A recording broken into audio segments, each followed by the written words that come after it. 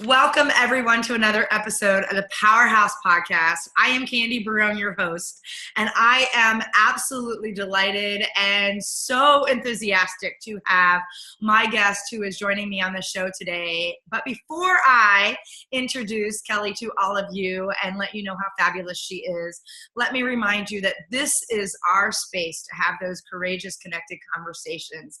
This is about redefining leadership as it shows up in the world today.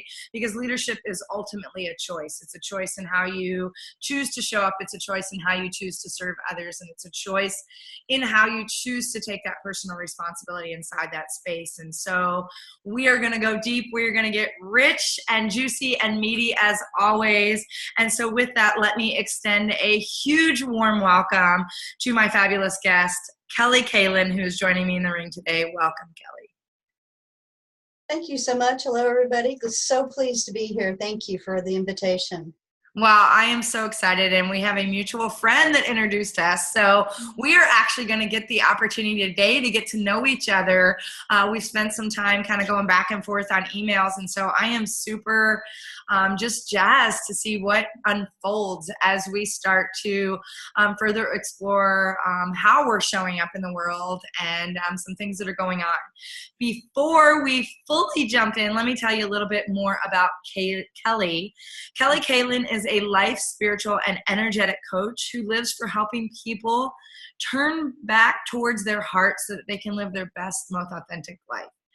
She uses a combination of gentle power and tough love, she is on the right show, to encourage a purposeful living and support the process of learning to love oneself again. She helps people open back up to life and powerfully reignite their truth and purpose to find fulfillment and ongoing happiness. A self-professed lifelong learner and transplanted Texan, we are soul sisters, even though she doesn't live here anymore. Kelly now resides in the beautiful state of Oregon with an MS from the University of Texas at Arlington and a BS from the Texas Tech University. She's a firm believer in positive messaging, spending time in her gardens, and sleeping late whenever possible. Soul sister for sure. When she's not coaching or creating some new exciting project for fun, you can find her hanging out with her best friend's sister, her fur babies, and eating copious amounts of excellent chocolates. Again, I am just delighted to have her on this show. And so, Kelly, tell us a little bit about your journey in terms of how you arrived at this space to really help people get back to getting to a place on honoring and learning how to love themselves first. Well, it really started for the most part when I was 18. My mother committed suicide. And, you know, that's tough. It's tough enough to lose a parent. It's really tough when it's suicide. And this is a much more open subject than it was back then, because this was a number of years ago. I shouldn't say that because it ages me, but it was a number of years ago. And it threw me into a tailspin, as you can imagine. That's a very tender age anyway. And it took me a while to figure out that I had to ground myself, that I had to figure out me. I had to figure out me, and how do I go about doing that? And the only way I could do that, the only way I could figure out how to do that was to go inside. And so I tried, I did all sorts of things. I tried meditations. I've tried, I've worked with people, talked with people. It was very difficult to talk about suicide back then. I think one of the biggest things that people who have someone they love that committed suicide have to deal with is the judgment of others about what suicide is. Right. And I mean, this has just been a really pivotal moment for me when people would tell me that my mother was in hell because she committed suicide and she was going to suffer for the rest of her life. You start going like, wait a minute, what? I love my mother so much, and people are telling me that God was going to throw her in hell. I'm never going to see her again, and that's all there is to it, and there's nothing I can do about it. Right. Well, I don't believe that's true. And I did have a long chat with God one day and say, basically, WTF. The message that came back to me, first of all, is I got this hug that was just, the only way I can explain it was like this celestial hug. And the message was, don't worry about that. Mm-hmm. And that was the words, because if you receive messages from spirit, you know that they come with all kinds of emotion and knowledge and everything else. And I haven't worried about it since. I do not believe that that is the truth. Yeah. And according to my messaging from source, that isn't the truth. And so I haven't been worried about it. But that was kind of that pivotal moment that made me go, it put me on tilt, is what it did. I just went tilt, and I was just like, okay, something's wrong. This isn't right. So I started looking really inside me, and I started asking myself really questions about what wasn't real. What wasn't real? Because we're taught so much that's not real. And for me, what it ended up looking like was I was clearing debris. It looked like there was a bunch of boxes and debris in front of this door. Mm-hmm. And I was clearing these boxes and clearing this debris, and I get to this door and I'm looking up at it and I'm like, okay, and it's scary. It's not a scary door, but what's behind it is scary. Mm-hmm. And I opened the door and I went in, and I realized that what I had done, and I now know that we all have a tendency to do, is shut off an aspect of ourselves, usually as a child. We put it behind a door. Mm-hmm. We make decisions based on that. We got to turn around because we don't want to look at that door. We don't want to look at it. And we put all these decisions on top of it, which is all this debris and all these boxes and everything. And we're not living our true life. We're not living ourselves, what we're supposed to be living. We're not presenting ourselves to the world as we truly are. Right. That's kind of how it all got started. And I started talking with people. I'd go to parties and things like that, and I'd be just starting to talk to people, ask them questions. And I found that I would trigger things in people. Sometimes they get really, really mad at me. At a party, they get really, really mad at me because I just ask a question. And it would be something like, are you happy? Right. Something like that. And they would just absolutely explode. And then they come back to me a little later, usually, and say, wow, you really hit something inside me. And then they'd open up to me and they'd start telling me, and I just kind of start weaving through with them, and we'd find the point that was the issue, deal with that, and they just became lighter. They'd light up. I would literally light up in front of me. That's when I knew I had something. And so that's really kind of how I coach. I turn people back towards their hearts. We go in, we find that door, and it almost always looks like a door to me. And I can almost always see, are these nice clean boxes in front of them? Or is it like all of this debris and garbage and furniture and broken bikes and things like that? And I can almost always tell what I'm dealing with the person. I don't know how I do it. I just do it. Yeah. And it seems to be my gift. So that's kind of how I got started. And then I started doing it more formally and actually getting paid for it. Well, and first I want to acknowledge and share my gratitude for you sharing the pivotal moment in the story, because I do think, and I know from experience how difficult the conversation around suicide is. I actually was fortunate enough that my mom recognized that she wanted to commit suicide and put herself in the hospital when I was 15. And so, I went through that journey where I didn't even know until I came across one of her journals. I was working full time. I was living at home alone. There was a lot of stigma and things around it because we weren't talking about it. Mm-hmm. And it was something that so wasn't talked about, depression and suicide. And, even just that space of not feeling like there's a way up. And so the fact that you're sharing that story, I just think is so powerful. And it is a conversation we need to have in light of, you see what's going on right now in our world, and we're still not having the bigger conversation, right? I think we're talking about it maybe slightly more, but we're not really getting into the underbelly. And so the things that I want to dig into a little bit, because I think it actually warrants us having a little conversation. Like I said, I've experienced it to some degree. I was fortunate enough that my mom took the measures she needed to stop that kind of downturn, that slide. But I know the stigma and the judgment that comes in that space, right? There's a lot of judgment in general, but a lot of judgment where it comes to people not understanding or not having the compassion to say, it's not my space to condemn. It's not my space to make a judgment. What I would love to explore a little bit more, and you talked about this tilt.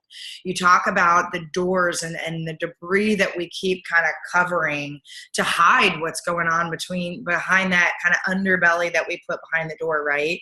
Mm-hmm. What happens in the tilt though? Because I think it's amazing how you were able to shift in this space to say, I need to know who I am. I need to get into my heart space. I need to have conversations with source, God, spirit, universe, whatever, I have a group that we call it Penelope, whatever you choose to call it, that space where you can have those conversations.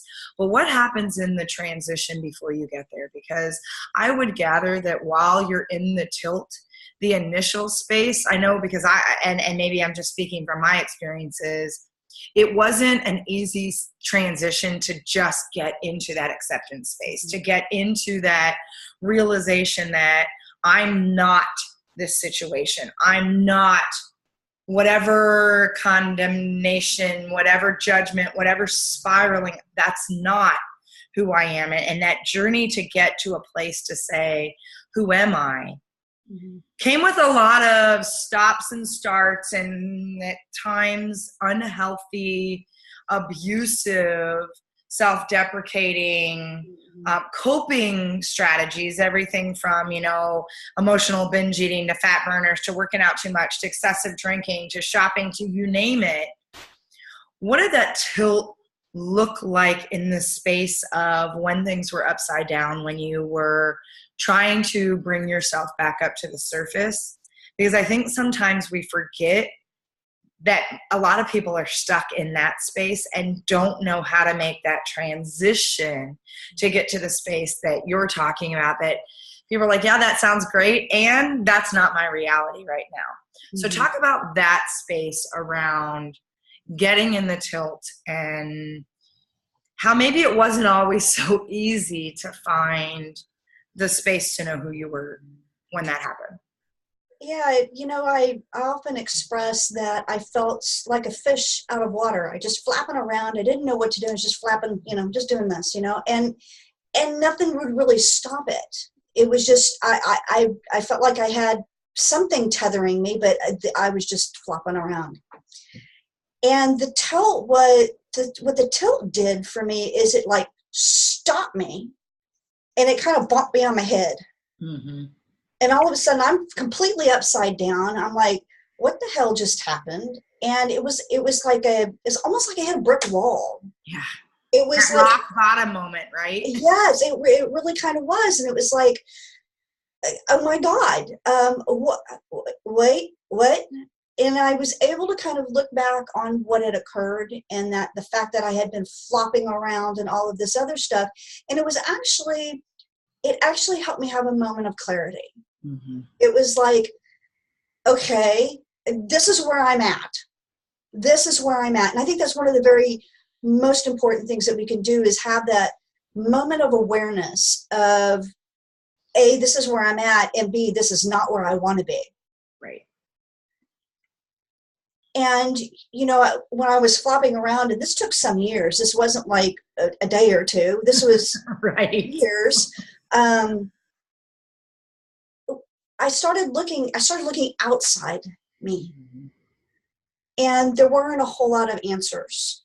Like, oh, you can meditate, and it was the spiritual movement was at a young place then. It was, well, you can meditate, but if you're doing anything more than that, mediumship or going to psychics or anything like that, that's just all woo-woo, and it's just a pile of bunk. And so I tried that a little bit, and there was no resolution. Nothing was being resolved. And I kept feeling this tug. I kept feeling this tug inside. And I was just like, okay, I'm clearly feeling something inside. Maybe I should go and look there. That's when I got told, and this may offend some people, but this is what I was told, that my heart is the Bible. Mm-hmm. I was like, oh, okay, so let's go look in my heart. And I went in and I started this, what I would call an excavation process. And I just started pulling stuff out. It was just like, okay, I don't feel good about whatever this is. Okay, what is it? And I just started looking at those emotions and looking at what I had buried. And I had buried a lot of anger and angst and anxiety, as you can imagine, as kids growing up and young adults. When you're not yourself, truly when you're not in your authentic space, that's what you have. You have this anxiety, you have fears. And I'm not going to say I don't, but I can tell you that they're not chronic. I have moments. And it's just a moment and I'm like, oh, okay, that scares me a little bit. All right. Yep. I'm going to do it anyway. Well, and fear is not a bad thing in itself. Fear is that space to say, wow, this is a little scary or exciting, depending on what frame you choose to put yourself in. Mm-hmm. And it's that moment of something bigger than where you're at now. It's that space to grow, right? So actually, if we would welcome fear as that sign that we're moving into something that actually matters and moving into that space that's going to stretch us, we would look at it as simply just that, kind of trigger to say, okay, I'm ready. I feel it. I have it. And instead of allowing ourselves to get paralyzed in the fear, stepping into that space to say, okay, I'm excited for the fact that I don't know what's coming. Right. Now, so there's like two types of fear. So let's be really clear about this. There's the fear that we feel when we're not being ourselves and we're out in the world and we're pretending. And that's that chronic fear. And it's just kind of always, and it's that chronic anxiety that's always there, that we're always pushing down and not looking at. And that's kind of the doorway. We kind of have to go through that a little bit to get to the point where we start looking inside our heart. Now, the fear of going inside and looking in our heart is big. It's huge. Mm-hmm. It's scary. We think we're going to find some wretch inside, and this seems to be pretty universal. It's a scary place to turn around and start looking inside ourselves. That's kind of what I help people do, is I kind of help them turn them back towards their hearts and help navigate through that portion of that fear of looking back inside, because we're not wretches inside. We are beautiful. Beyond what we can understand, we are beautiful. We're creative, resourceful, and whole. There's nothing wrong with us. But when we're in this place of this anxiety and fear, and when we're not being who we truly are, we can't see that. Yeah. And don't you think, though, as you've done the work to help people look in, and I think, for all of us, that's the opportunity, right? And our truth. And oftentimes we have, and not oftentimes, we do have generational legacies of hurt and fear and things that aren't even ours, that when we go inside and ask the question, is this my truth? Is this my internal compass that's leading me on my due north? And we clear some of that out. I love the fact that you talked about, there were things that you felt tethered to.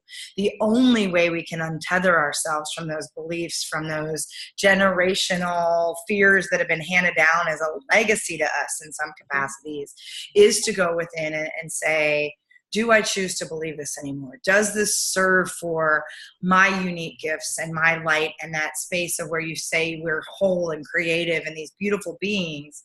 I often find that, and it kind of is that, fear of failure versus success, right? And it goes into that space of Marianne Williamson talking about our greatest fear is not that we are inadequate. It's not that we're not worthy.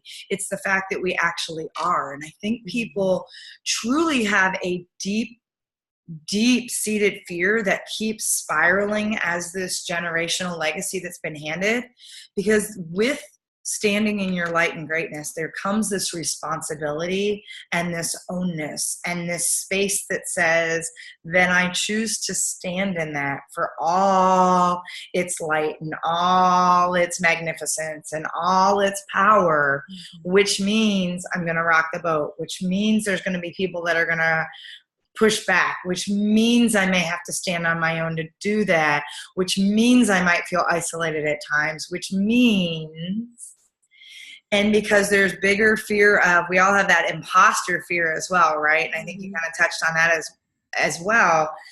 That space of standing in that light means that I stand out. And as much as I think one of the biggest dichotomies we have in our culture is that people deeply yearn to be seen, and their biggest fear is to be seen. It's a funny thing that you bring that up, because we don't see ourselves unless we're being our true self. And I love that you talked about we're afraid to step out into that light. That kind of lights me up because you can what if all day long. What if this, what if that, what if I'm seen, what if I'm not seen, blah, blah, blah. That's just a nasty spiral that it facilitates the fear and the anxiety. Coming back into yourself, being who you are is the most joyous, happy, satisfying, fulfilling place that you can be. And if you want to go out and be in public, you can go out and be in public. And if you don't want to, you don't have to. Mm-hmm. You can do what you want. The thing is that you're doing it from a place that's true to you. And when you're there, there is a strength, there's a power, not a force, a power that you haven't remembered. It's there, but you've buried it and you've pushed it down. Yeah. When you come out of that and you start living what is your truth, you're going to step into something that you haven't looked at for a long, long time, and you're stepping into it as a sentient adult, usually. And you have to remember that we put these doors in place, we put belief structures in place, and even our thought patterns are in place when we're small children. And we're still operating on, I tell people, it's like, you're on operating system 101 here. It's time to upgrade. It's time to upgrade. And so that's kind of what we do, is we go in and we look at these things. We look at these belief structures and these thought patterns. And we just, is this what I really want to do? Is this who I want to be? There's a power in that. There's a beauty in that. Mm-hmm. And you feel, you almost don't recognize yourself anymore. Yeah. So this fear of being seen or of not being seen, I don't want to call them irrational because they're very real to people. Mm-hmm. But those go away. Like I said, I'm not, when I was not who I'm supposed to be, when I act out of my truth, I go into chronic anxiety and I go into chronic fear. It's one of the things I use to tell myself, oh, look at this. I've been in so much fear, in so much anxiety lately. What's going on? Wait a minute. I'm not being true to myself. Right. I'm not being true to myself. And this journey, it's an up and down journey. It's not I am now me. I am healed. I am good. It is awesome, right? Yeah. It an ongoing peeling of the layers. Right. You got to peel back the layers, and we go out and we come back, and we learn to focus. We learn to be vigilant in what it is that we want for ourselves. Yeah. And when we can start doing that consistently, that fear, that anxiety, that stuff just kind of goes away. It's not even like I have to make it go away. Right. It just does. Well, and that's, I think, what's so powerful, because I love that you actually took a pause to create the distinction between power and force.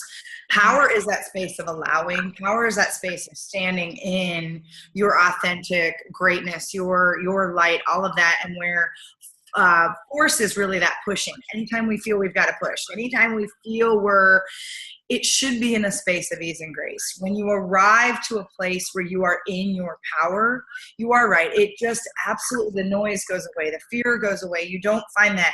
And we do ebb and grow, because as we evolve, as we're peeling back the layers, as we are growing, new fear or a different level of that fear arises to say, are you ready? And it's that space of, am I going to allow and open myself up and step through it, or am I going to shut down and do what you're talking about? And it's interesting that you went there as well with the what ifs. A big space that we've been talking about, a platform we've really been in this year, has been around changing that very negative anchoring what if that tends to spiral us into a place of paralysis when fear's showing up. And what we do is we're manifesting stories that haven't even happened to make that what if true.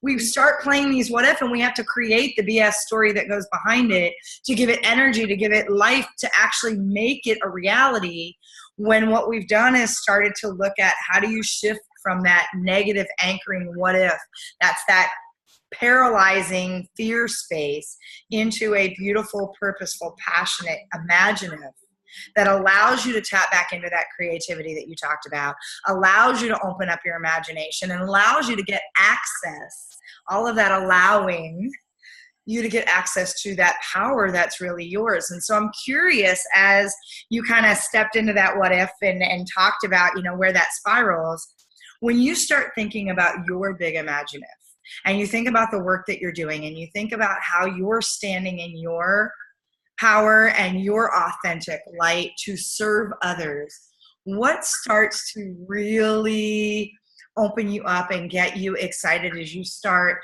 to dance in your imaginative? What does that look like for you, Kelly? Well, it starts with imagine if I could change the world. Imagine it. Just imagine if I could change the world.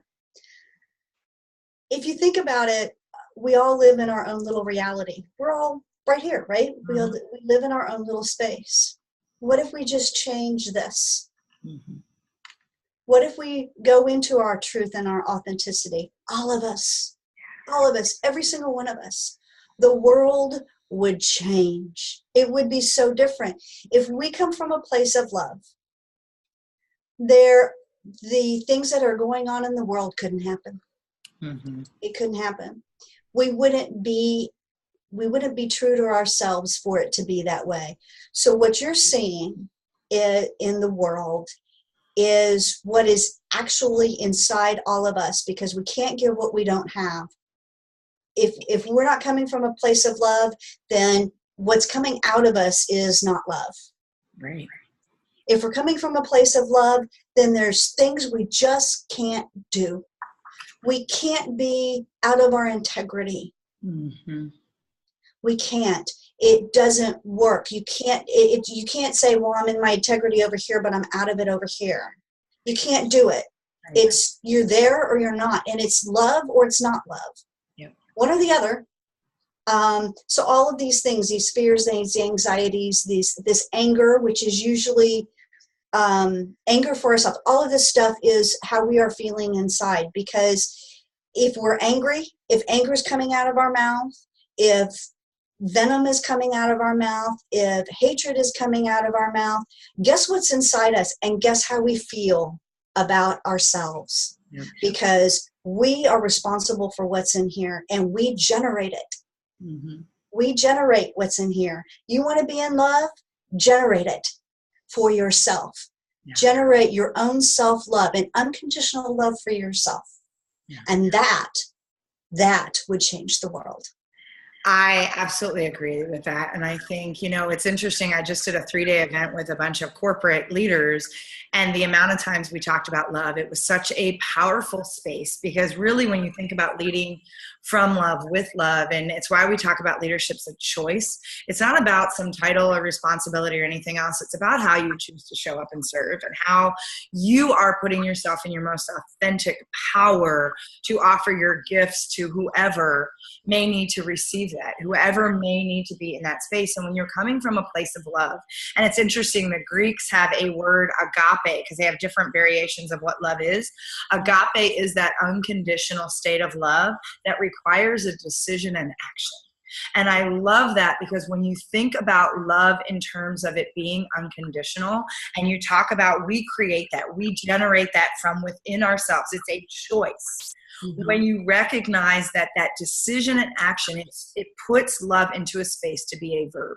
It puts it into a space that requires us to demonstrate it, show it, and everything we put out. And I think this is the biggest opportunity for a lot of people, is to recognize that whatever we're putting out is a mirror reflection of what we believe about ourselves.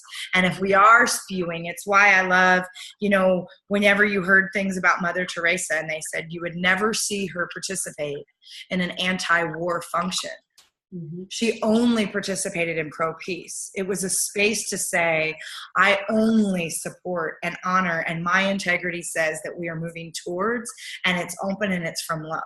And when you recognize, am I in alignment with that or not? And to your point, it's either love or it's not. There is no halfway point. Love is an absolute. Love, faith, trust are an absolute. And anything else is not in that space. And so when you look at, and it's interesting because we ask questions sometimes around when I'm playing small, when I'm not in that space of pure love, who am I not serving? Who am I taking permission away from, and who's not shining their light? And I always tell people, if you have to ask the question, am I playing small? The answer is yes. Because when you are in a space of full, unconditional love, you never have to ask the question, because that integrity, that alignment, that space is so clear. And it's those moments where you're like, I'm so in the zone. I'm so present. I'm so in that sweet space, and there's nothing I would have done differently. I showed up at my best and highest self. You don't have to ask. There's just a knowing. And so I love that you talk about that. I love that you talk about it's our opportunity to make that decision here on what we're putting out. And love is a choice, right? Love is a choice, and it is a action or an verb that requires a demonstration. It's not just something we say. And I think for people, sometimes that's their cop-out to say, well, I said I love you, yet they're not showing up to stand in integrity and demonstrate that as an actual unconditional space on how they choose to show up and serve others. So I love that you went there. Thank you. And you brought up energy, which is a whole nother subject in and of itself. Because, I said I love you doesn't come from a place of love, and there's no love energy in that.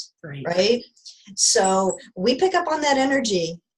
We haven't acknowledged that for, I don't know for how long, but I think a lot of people still don't acknowledge the energy that we exchange with each other and the energy we put out in the world. Every thought, every word that comes out of our mouths has energy. Yes. And one of the things is, I think you've probably heard, a lot of people have heard, the leader brings the weather. The leader brings the weather. Well, the weather's inside you, and what's coming out of you is what's inside you.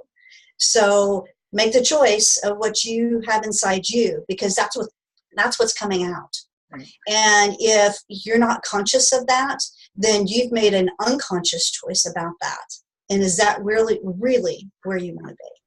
Yeah. And that power of choice, it's always amazing to me when people say, well, I don't want to choose, or they want to cop out and let themselves unconsciously make that choice.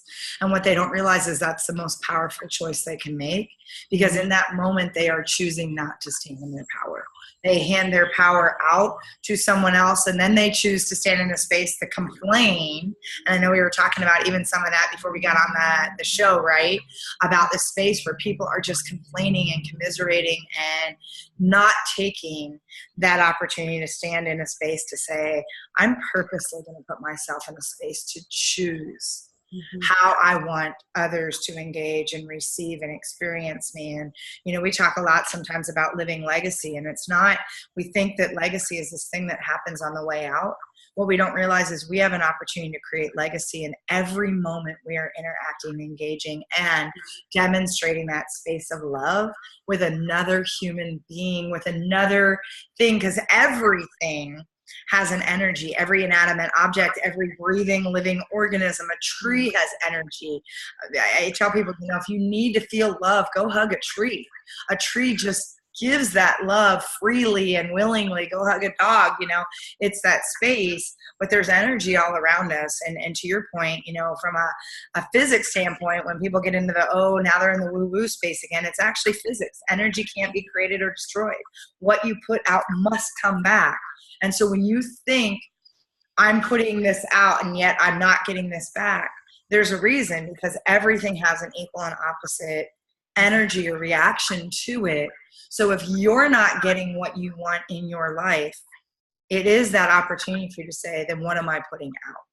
And that energy is so powerful when we talk about love, because that's what all love is an energy that is a choice and a very deliberate, purposeful space to say, I'm choosing to be all that I can be and give of all of myself, without that space of judgment and condemnation and everything else we were talking about in the beginning. Absolutely. Something I talk very consistently with my clients is about congruency. Because it was just like when you said, I told you I love you. Well, the words are coming out of your mouth and they're talking about love, but the energy isn't congruent with it. And you have to have congruency. It's part of integrity, I think. But you have to have a congruency between your words, between your actions, between your energy. Yeah. And if you don't, you're still not being authentic. And when you've hit it, because when you start asking for things in a place that's congruent with who you are, you start getting them. And those things start coming into your life. When you don't, hey, why don't I win the lottery? I'm telling you, it's not congruent with who you are. And you're certainly not asking for that in a way that's congruent. Money, generally speaking, we have such a charge on money that it's a really difficult subject to turn the energy on. And I talk with my clients about this as well. Why don't you just start talking about abundance, because it comes in so many other ways other than money. Right. And yes, because money, the conversation just about money can be so limiting, because I've asked people, I said, what if you could, or imagine if you could live your life on your terms exactly the way you want, and you never had to have $1 in your pocket? What if you could have the amount of travel and whatever, and you think about people that, whether they're getting sponsorships or they get bartering opportunities, or abundance can show up in so many ways, but we get very closed in hanging on to controlling how it shows up. And when we focus only on money, we're focused on the how, instead of allowing ourselves to say, it's not about the money. It's never about the money. It's about what the money allows you to do. And if you could do that with or without the money, doesn't matter. And it's interesting when you put that question out to people, because I do think, and I really believe that space of congruence is so powerful. And I think, people, it is absolutely that space of integrity, right? Are you creating that ongoing space to say, I'm walking my talk? Because I always found it fascinating as a kid when people would say, do as I say, not as I do. And that just baffles me. When people say that, whether they're leaders of organizations, whether they're parents, whatever, do as I say, not as I do. I'm like, are you really? That is the biggest opportunity to see that you're out of congruence with what you believe and what you're willing to take responsibility for and how you're showing up. And so that congruence is so powerful when you're talking about love and integrity, without a doubt. It is. And something that I want to say is, I think a lot of people say that, gee, this is my fault that I'm doing things this way. I want to be really clear that the way the world is, we are taught this. Mm-hmm. We are taught to put our true selves aside.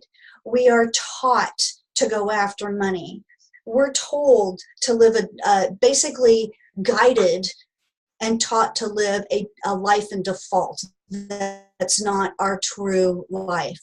Right. It's the way the world has been working. It's shifting. It's shifting because we were finally realizing that. We're finally taking a look at it and going, now, wait a minute.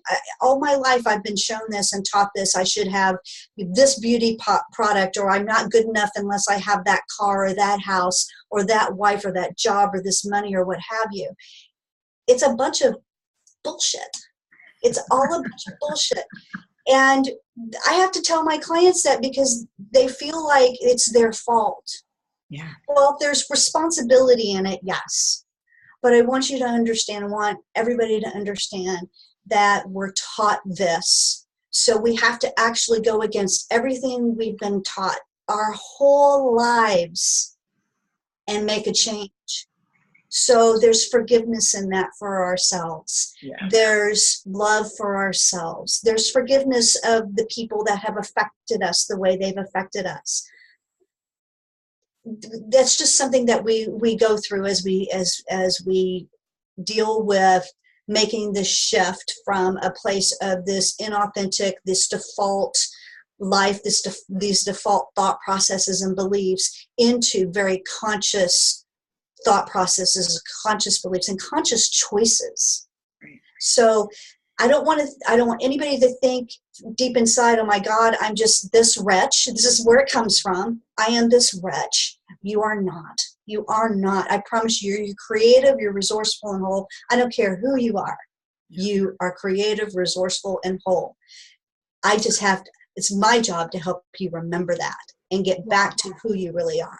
Yes, and we could continue to have this conversation for days. I just feel that, and I know we're coming to the close on the show, and I want to stress that space of one of the most important factors when you're standing in a space to say yes to yourself, when you're really allowing yourself to, once you've created that awareness that something isn't working for you and that there is a bigger opportunity and bigger space for you to step into, it does start with your own forgiveness of, just letting go of those beliefs and that self-deprecation and forgiving the people around you, knowing that they're coming from the best place they can with what they know. And it really is that space of having compassion, kindness, and grace for yourself and for others. And so, Kelly, this conversation is so enlightening. And I know there's people that are really hungry to continue to explore and have bigger conversations around what this might look like for them. How can they continue the conversation with you? What's the best way for them to reach you? It's probably through my website. It's kellykaelyn.com. The way it's spelled, KELLYKAELIN.com. And just go there and you can connect with me. There's multiple ways to connect with me through that. So that's probably the easiest way. Awesome. And so for those of you listening and are feeling something kind of turning and feeling connected to this conversation, I highly suggest you reach out to Kelly and explore more about the work she's doing and how that can help you open up access to stand into a bigger heartfelt space to connect deeper into who you are. And Kelly, as we're closing things out, first of all, it's just been such an honor to have you on the show. And again, I deeply just extend my gratitude and love for you for being here, sharing your heart, sharing your truth. So thank you for that. And if you were to leave us with, maybe a way to bring this full circle or one, last piece, one thought, what might that be as we're closing out this conversation for today? There's so many questions I could ask. So many things I could say. I guess, what is the value to you loving yourself? What is the value to that? For me, you can't put a price on it. But what is it to you? Right. And I would ask yourself that question. And I don't care if you come to me. I don't care what, if you go to a coach, if you go find a meditation, it doesn't matter. Take the step. Take one step. Just one step in that direction and see where it leads you and go from there. That's beautiful. And so what a powerful way to close out this conversation, to ask that question about what is your value around understanding what that means for you to love yourself, and how do you define that? What does that look like for you? What would that impact for you? How would that affect and change your life in a meaningful way? And so spend some time Go inside and ask that question about how you value that, what that value means to you. And know, as always, it starts with you being very purposeful about saying yes to yourself, destroying the noise that might be getting in your way, and understanding that leadership is ultimately a choice. It's about how you choose to show up. It's about how you choose to serve. And it's about how you choose to take that personal responsibility. Know that I have such deep gratitude for all of you listening. Thank you for continuing to be on this journey with us and engaging in these powerful conversations. I welcome your comments, welcome your insights, love hearing from you. So please reach out. Also make sure that you subscribe so that you do not miss another powerful episode with the amazing thought leaders that I have been so blessed to bring to this forum and this platform so that we can continue the conversation. With that, sending you all deep heart-to-heart hugs. I love you. Thank you to my beautiful and amazing guest, Kelly, for joining us. And we will catch up with all of you next time on the Powerhouse Podcast. With that, this is Candy. I love you, and we'll see you next time. Thank you once again.